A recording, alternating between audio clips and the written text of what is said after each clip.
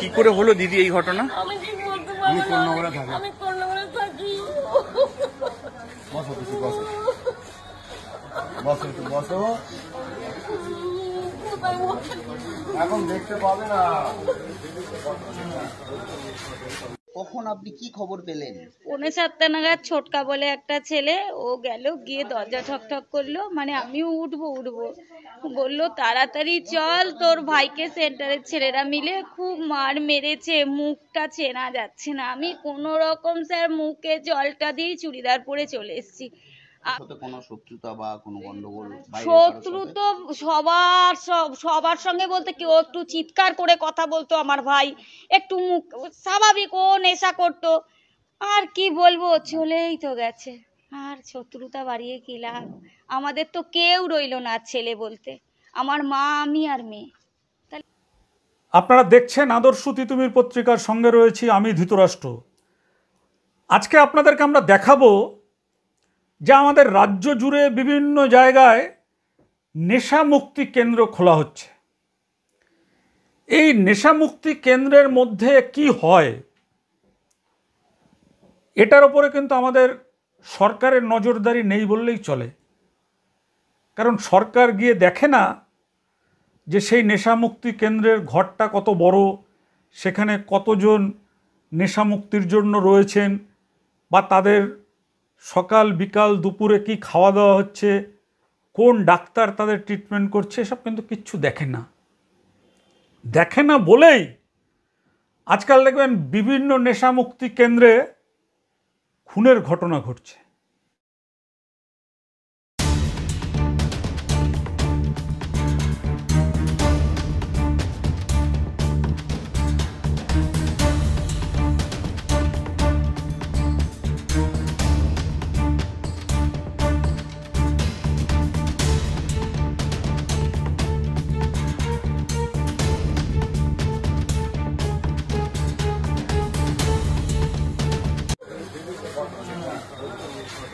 কখন আপনি কি খবর পেলেন? 6:45 নাগাদ ছোটকা বলে একটা ছেলে, ও গেল, গিয়ে দরজা ঠক ঠক করলো, মানে আমিও উঠবো বললো তাড়াতাড়ি চল, তোর ভাইকে সেন্টারের ছেলেরা মিলে খুব মার মেরেছে, মুখটা চেনা যাচ্ছে না। আমি কোনো রকম স্যার মুখে জলটা দিয়ে চুড়িদার পরে চলে এসেছি। আমি আসাতে আমার ভাই নিঃশ্বাস নিচ্ছিল, নাক ডাকছিল, কষ্ট হচ্ছে ওর, রক্তে রক্তে ভর্তি, বালিশ টালিশ সব ভিজে গেছে, কিন্তু কোনো কথা বলতে পারছে না আমার ভাই। একখানা পাটা, শিল নড়া, ওগুলো সব দিয়ে মেরেছে, এখানে ফাটিয়ে দিয়েছে, শুধু মাথাটা আর মুখটা, দেহতে কিচ্ছু হয়নি, সব শরীর ভালো, শুধু এই মুখটা চেনা যাচ্ছে না স্যার, এমন ভাবে মেরেছে। আমার ভাই তো ভারী শরীর, এই ফুলে গেছে মুখটা, রক্ত রে। আর এইটা আমরা রাজবাড়ি নিয়ে গেলাম স্যার, আমি ভাইকে সমানে ভাই তো আওয়াজ ছাড়াই নেই, কোনো কথাই বলেনি। ডাক্তার দেখে বললো আর একটু আগে আনতে পারলেন না। কটা নাগাদ ঘটনা জানতে পারলেন? 6:45। মানে রাতের দিকে হয়েছে বলে মনে হয়? না স্যার, না স্যার, কালকে 12:20 থেকে 15 গাড়ি রাখতে গেছে, 12:15 ঘুমিয়েছে স্যার, রাত্রিরে করেনি স্যার, ডাক্তার বললো ভোরের দিকেই হবে স্যার। কতজন পেশেন্ট ছিল কিছু জানেন? কানু 22 জন, ওর মুখেই ছিল 22 জন। তারা কোথায়? তাদের কাউকে খোঁজ পাওয়া গেল? না, তারা তো মেরে পালিয়ে গেছে, তারাই তো মেরেছে। যখন যাচ্ছে তারা এখান দিয়ে তো স্টেশন সামনে, যখন যাচ্ছে টোটোর ছেলেরা, অটোর ছেলেরা বলছে মদনের সেন্টার দিয়ে এত ছেলে চলে যাচ্ছে কেন? তারা কিছু লোক হয়তো দেখতে এসছে, ওকে ফোন করেছে, ওকে ফোন করেছে, সেই সূত্রেই 2-1 জন হয়তো দেখতে এসছে, তারপরে বলছে মদনের এরম দিয়ে এরম, এইটা পুরো খোলা, এইটা খোলা, সন্দেহ হয়তো ওদের হয়েছে। আর কারোর সাথে কোনো শত্রুতা বা কোনো গন্ডগোল? শত্রু তো সবার সঙ্গে বলতে কেউ একটু চিৎকার করে কথা বলতো, আমার ভাই একটু মুখ স্বাভাবিক, ও নেশা করতো, আর কি বলবো, চলেই তো গেছে, আর শত্রুতা বাড়িয়ে কি লাভ? আমাদের তো কেউ রইলো না ছেলে বলতে, আমার মা, আমি আর মেয়ে। তাহলে কার নাম বলবো বলুন স্যার? ভাই এখানে ছিল এটা তাও 5.5 বছর 6 বছর হলো সেন্টারটা খুলেছে। না, আপনার ভাই কতদিন এখানে ছিল? 5.5 বছর আপনার নাম 6 কি? বছর আপনার নাম? সেন্টারটা খুলেছে তো। আচ্ছা, আপনার নাম কি? আমার নাম নন্দিতা ভার্মা।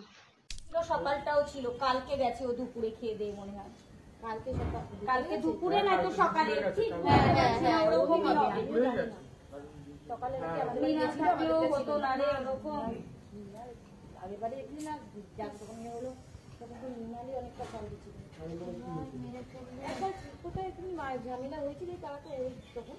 ওই যে স্কুটি নিয়ে পড়ে গেছিল, বললাম না হাতটা লেগেছিল, হাতটাই লেগেছিল, ভেঙে গেছে, তখন দিয়েই তো হাত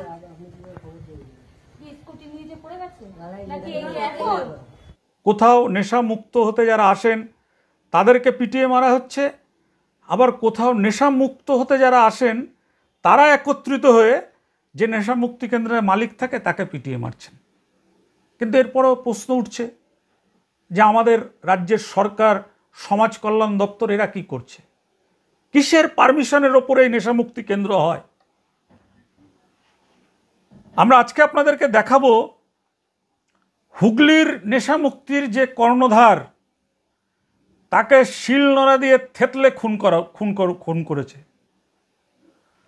উত্তরপাড়া 11 নম্বর ওয়ার্ডের শান্তিনগর এলাকায় টাইম টু চেঞ্জ নামে একটা নেশামুক্তি কেন্দ্র ছিল। সেই নেশামুক্তি কেন্দ্রের মালিকের নাম ছিল মদন রানা।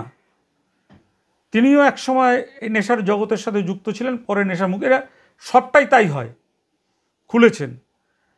দুজন যারা তাকে ওই রান্নার যে শিলনোড়া, মশলা বাটার, সেই শিলনোড়া দিয়ে থেতলে খুন করেছেন, তাদের একজনের বাড়ি দমদম, একজনের বাড়ি বেলঘরিয়া। আমাদের কাছে এই নিয়ে কিছু অভিযোগ এসেছিল আমাদের ক্রাইম রিপোর্টার সুরেন্দ্র কুমার সিংয়ের কাছে। আমরা দেখতে পাচ্ছি যে এইখানে এই নেশামুক্তি কেন্দ্রগুলোতে এমন হচ্ছে যে ধরুন কারো স্ত্রী অন্য কারোর সাথে পরকীয়া করছে স্বামীর একটু দুর্বলতার জন্য, যে লোকটার সঙ্গে পরকীয়া করছেন সেই লোকটা তার স্ত্রীকে দিয়ে তার স্বামীকে ওই নেশামুক্তি কেন্দ্র, দেখবেন বাউন্সার নিয়ে এসে তুলে নিয়ে গিয়ে নেশামুক্তি কেন্দ্রে ঢুকিয়ে দিল। মাসের পর মাস স্বামী নেশামুক্তি কেন্দ্রে আর স্ত্রীকে নিয়ে তার পরকীয়া প্রেমিক ফুর্তি করছে। এরকম অভিযোগ কিন্তু আমাদের কাছে এসেছিল, আমরা তদন্ত করেও তার সত্যতা খুঁজে পেয়েছি। এমন অভিযোগ এসেছিল বিশাল সম্পত্তির মালিক, তার সম্পত্তিকে হাতিয়ে নেওয়ার জন্য ভাইপোরা বৃদ্ধ কাকাকে নেশামুক্তি কেন্দ্রের মধ্যে ঢুকিয়ে দিয়েছেন। এই নেশামুক্তি কেন্দ্রের মধ্যে যে ঢুকিয়ে দেওয়া হয়, এর জন্য কিন্তু কোনো আইন আদালত কিচ্ছু লাগে না। নেশামুক্তি কেন্দ্র যাবেন, সেই নেশামুক্তি কেন্দ্রে যাওয়ার পরে যারা সেখানকার কর্ণধার আছে, কর্ণধারদের সাথে কথা বলবেন। তাদের প্রথমে 5,000 টাকা দিলে একটা স্করপিও গাড়ি আর 3-4টে বাউন্সার নিয়ে তারা যে লোকটাকে দেবে, ওই লোকটাকে রাতের অন্ধকারে তুলে নিয়ে চলে যাবে ওই নেশামুক্তি কেন্দ্রে। আর কেউ কিছু জানতে পারবে না যে কেন তাকে কোথায় নেওয়া হলো, কোন জায়গায় নেওয়া হলো, তার সাথে দেখাও করতে দেওয়া হবে না। এবং আমরা দেখেছি মানে ছোট্ট ঘরের মধ্যে 7-8 জন করে 10 জন করে নেশার লোকেদের ঢুকিয়ে রাখা হয়েছে, এবং তাদের চিকিৎসার জন্য ভালো কোনো সাইকিয়াট্রিক বা নিউরোলজিস্ট এ সমস্ত কোনো নেশা কেন্দ্রে নেই। মানে রুটিন মাফিক কিছু ঘুমের ওষুধ বা এইগুলো রাখা, এইগুলো দেওয়া হয়, যার ফলে কী হয়, যাদের নেশামুক্তি কেন্দ্রে নেওয়া হয় তারা কিন্তু আর মানে সুস্থ হতে পারে না। ওখান থেকেই মানে একদম অতিরিক্ত ডিপ্রেশনের ফলে তারা কিন্তু একেবারে তাদের জীবন শেষ করে ফেলে। আজকের দেখুন আপনারা যে এই যে উত্তরপাড়া 11 নম্বর ওয়ার্ডের শান্তিনগর এলাকায় টাইম টু চেঞ্জ যে নেশামুক্তি কেন্দ্র ছিল, সেই নেশামুক্তি কেন্দ্রের মালিক মদন রানা, তাকে কিন্তু ওই নেশামুক্ত হতে আসা 2 ব্যক্তির কাছে মানে শিলনোড়ার দিয়ে তাদেরকে থেতলে তাকে খুন করা হলো। এরপরেও কিন্তু পুলিশ প্রশাসন সক্রিয় হয় না, সক্রিয় হয়ে ওঠে না। কেন উঠবে না সক্রিয়? কেন পুলিশ প্রশাসন দেখবে না যে তাদের কাছে কি পারমিশন আছে, তারা নেশা মুক্তি কেন্দ্র চালাচ্ছে? একটা এই যে আমাদের যেরকম ক্লাব রেজিস্ট্রেশন হয় সোসাইটি রেজিস্ট্রেশন অ্যাক্টে, ওই রকম রেজিস্ট্রেশন অ্যাক্টে রেজিস্ট্রেশন করে সারা রাজ্য জুড়ে এই সমস্ত মাদক মুক্তি কেন্দ্র, নেশা মুক্তি কেন্দ্র চলছে। পুলিশও বসে দেখছে, সরকারও বসে দেখছে, মাঝখান দিয়ে কতগুলো নিরীহ মানুষ মৃত্যুর কোলে চলে যাচ্ছে। দেখুন আজকের সেই। ছটা নাগাদ আমরা তো ওষুধ খাই, আমি বসে বসে ঝিমাচ্ছিলাম। তারপরে ধুরুম ধারাম করে আওয়াজ শুনেছি। তারপরে আমরা সবাই মিলে যত ছেলে ছিল গেট ভেঙে আমরা ভিতরে গেছি, দেখছি কি রক্তাক্ত আছে, পুরো চাদর দিয়ে মুখ ঢাকা আছে, তো রক্তাক্ত আছে। চাদর তুলে আমি দেখেছি দাদার একদম পুরো মুখটা ফ্র্যাকচার আছে, যেটা ওকে আমি ধরতে যাচ্ছি। কারা মারলো ওকে? এই সপু, বারুই আর সানি ছিল ভিতরে। ওরা কি ভিতরেই ছিল? হ্যাঁ, ওরা ভিতরে ছিল। বাইরে কি করে বেরোলো?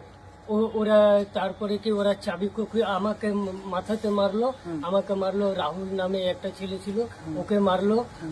মারার পরে তারপরে আমরা সব ভয় ঠেলাতে দেখে আমরা তো ভিতরে ঢুকে গেলাম।